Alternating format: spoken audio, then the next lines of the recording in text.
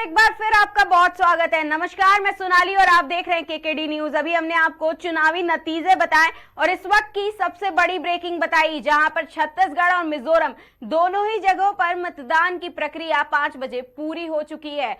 अब मतदान कितने प्रतिशत हुआ इसका भी आंकड़ा हमने बताया, लेकिन छत्तीसगढ़ के एक और स्टोरी आपको बताते हैं कि छत्तीसगढ़ का सूरजपुर जिला किले हीरे के कोयले के भंडार के लिए क्यों जाना जाता है। इस जिले की भटगांव विधानसभा का चुनावी इतिहास काफी लंबा तो नहीं है, लेकिन सरगुजा संभाग के 14 विधानसभा में इसका अपना अलग योगदान है। यह हम इसलिए बता रहे हैं क्योंकि छत्तीसगढ़ में आज पहले चरण का मतदान हुआ है और ये सारे आंकड़े जो हैं कहीं ना कहीं इसके नतीजे घोषित करने में एक बड़ा अहम भूमिका निभाते हैं। इस सीट में अब 4 बार विधानसभा चुनाव हुए, इसमें 1 बार का उपचुनाव भी शामिल है। 4 बार हुए चुनाव में 2 बार बीजेपी ने यहां जीत दर्ज की थी, ये भी बड़ी बात है। तो 2 बार कांग्रेस ने प्रत्याशी चुनाव जीतकर विधानसभा तक पहुंचे और आज भी छत्तीसगढ़ में कांग्रेस की सरकार थी। अब देखना ये है कि अगला जो है वो नतीजा क्या कहता है। मध्य प्रदेश की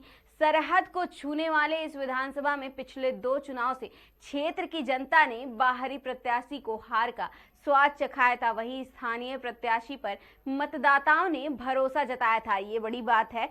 ऐसे में इस विधानसभा का चुनावी इतिहास जानना बेहद जरूरी है, इसीलिए हम आपको ये इतिहास बता रहे हैं। अब बताते हैं, सूरजपुर जिले के पिलखा विधानसभा टूटकर 2 विधानसभा बनी थी और ये पिलखा विधानसभा टूट करके 2 विधानसभा बनी थी, जिसमें से भटगांव विधानसभा एक है। और इस विधानसभा में 2008 में पहली बार विधानसभा का चुनाव हुआ था। ये भी बड़ी बात है क्योंकि छत्तीसगढ़ के अस्तित्व में आने के बाद यहाँ पर पहली बार विधानसभा बना था और पहली बार मतदान हुआ था। जिले की सामान्य सीट में हुए पहले चुनाव कांग्रेस और बीजेपी के बीच सीधा मुकाबला था, क्योंकि 2000 में जो नवंबर 2000 में छत्तीसगढ़ अस्तित्व में आया था और वहां पर मतदान शुरू हुआ था। वैसे तो इस सीट पर पहले चुनाव में कुल 29 प्रत्याशी मैदान में थे, लेकिन बीजेपी को छोड़कर सभी 28 प्रत्याशी की जमानत जब्त हो गई थी। इसमें मुख्य प्रतिद्वंदी कांग्रेस के श्यामलाल जायसवाल भी शामिल हुए थे। 2008 के चुनावी नतीजे पर अगर नजर डालते हैं तो इस चुनाव में बीजेपी के रविशंकर त्रिपाठी 17,433 वोट से जीत गए थे और ये एक बड़ा आंकड़ा था उस वक्त का। इस जीत के साथ जहां रविशंकर त्रिपाठी पहली बार विधायक चुने गए थे और इस सीट पर पहले चुनाव में बीजेपी ने यहां से खाता खोला था, लेकिन उसके बाद सड़क हादसे में विधायक की मौत और उपचुनाव करीब 1.25 साल तक भटगांव विधानसभा से विधायक रहे रविशंकर त्रिपाठी की अप्रैल 2010 में रायगढ़ जिले के घर घोड़ा के पास सड़क हादसे में मौत हो गई थी और ये बहुत ही दुखद घटना थी और भाजपा के लिए भी ये एक बड़ा झटका था। इस घटना के बाद इस विधानसभा सीट पर उपचुनाव की घोषणा भी हुई थी। अक्टूबर 2010 में इस सीट पर हुए उपचुनाव में बीजेपी ने दिवंगत विधायक रविशंकर त्रिपाठी की धर्मपत्नी रजनी रविशंकर त्रिपाठी को अपना प्रत्याशी बनाया था। दूसरी तरफ कांग्रेस ने मौजूदा उप मुख्यमंत्री टी.एस. सिंहदेव के चाचा यू.एस. सिंहदेव को अपना प्रत्याशी बनाया था। ये एक बड़ा ही टक्कर का मुकाबला देखने को मिला था, लेकिन एक ही पंचवर्षीय में हुए दूसरे चुनाव में भी कांग्रेस प्रत्याशी की बहू बुरी तरह हार गई थी। सहानुभूति की आंधी में रजनी रविशंकर त्रिपाठी ने कांग्रेस के उमेश्वर शरण सिंह देव यूएस बाबा तो 35,000 वोट से हार दिया था और वहीं अपने दिवंगत पति की सीट से वो भटगांव की दूसरे विधायक बनकर विधानसभा तक पहुंच गई थी। ये बड़ा ही दिलचस्प स्टोरी थी क्योंकि वहां पर टक्कर देने वाला भी कहीं ना कहीं दुखी ही था। 2013 में बाहरी प्रत्याशी को जनता ने नकारा। इस सीट पर तीसरा चुनाव 2013 में हुआ और ये भी एक बड़ी बात थी। इस दौरान कांग्रेस ने राजनीतिक समीकरण के साथ स्थानीय प्रत्याशी पार्सनाथ सिंह पर दांव खेला था और बीजेपी ने सिटिंग एमएलए रजनी रविशंकर त्रिपाठी को फिर से अपना प्रत्याशी बनाया था।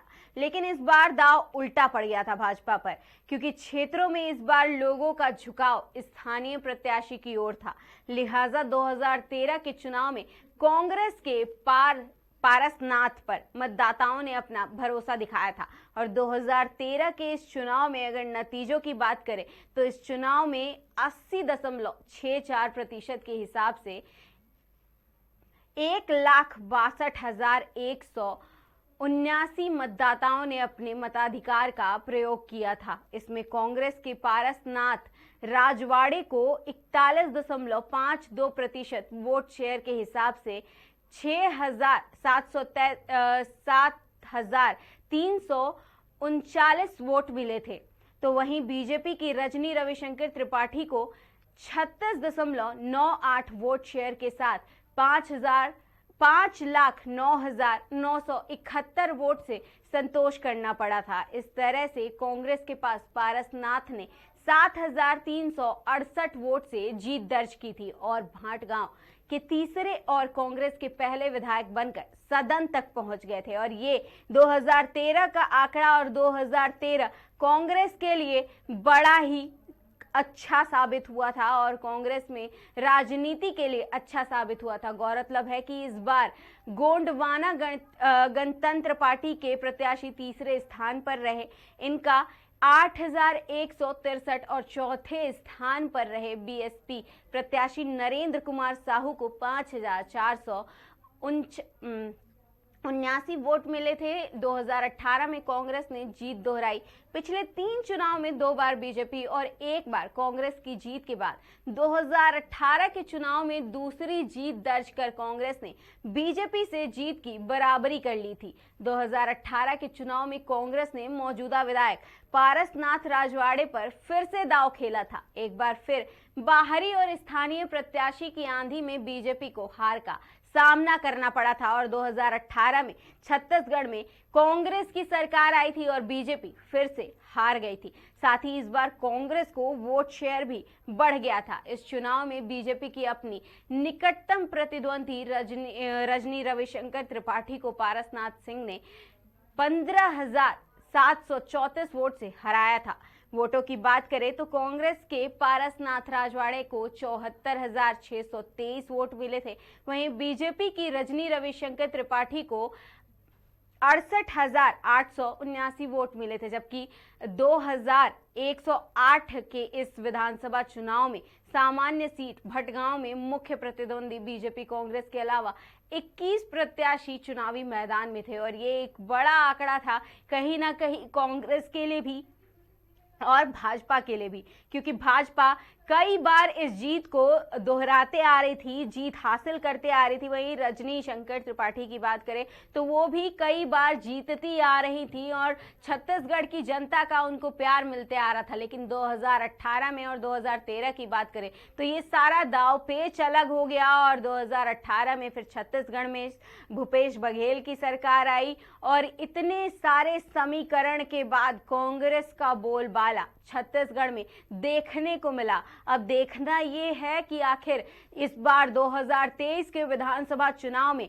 छत्तीसगढ़ में किसकी सरकार आती है और 5 राज्यों में कौन अपना कीर्तिमान स्थापित कर पाता है। हम आपसे एक ब्रेक के बाद फिर मिलेंगे, तब तक के लिए देखते रहिए केकेडी न्यूज।